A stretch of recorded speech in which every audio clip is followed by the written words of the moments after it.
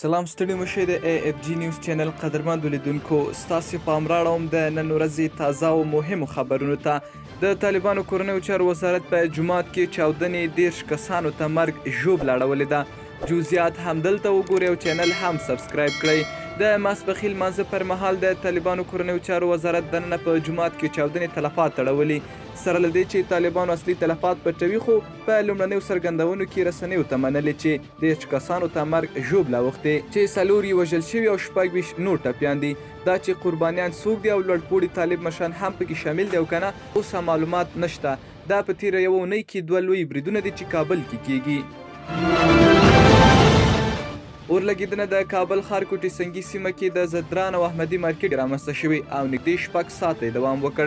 دغه اورلګیدنه کې یاد مارکیټونه سوځېدلي چې دوکاندارانو ته یې درانه مالي زیانونه اړولي او یوازې د کابل اور وژنې ریاست اړوند د تنه کارکوونکي شوي دي. عیني شاهدان وایي د کابل 15مه حوزه کې په 2 لویو سوداګریزو مارکیټونو کې د اورلګینې تر پیښې وروسته یو غل له یوې هټۍ پیسې وتښتولې. طالب وسلوالو دغه غل تعقیب کړ او ډزې پرې وکړې چې 3 لاروي ځوانان شهیدان او 1 یې شدید ټپي کړی، خو غل روغ رمټ له ساحې وتښتېد.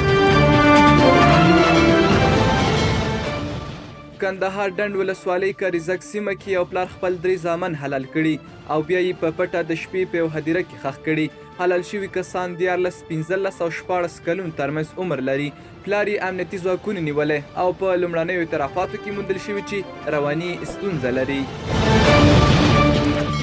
د امریکا نظامي پوهنتون استاد علي احمد جلالي له امریکا غږ اشنا ټلویزیون سره خبرو کې وویل تر څه باندې یو کال وروسته طالبان یوازې 2 انتخابونه لري: د ولس په خوښه حکومت جوړول یا یوې بلې سختې جګړې ته تیاری.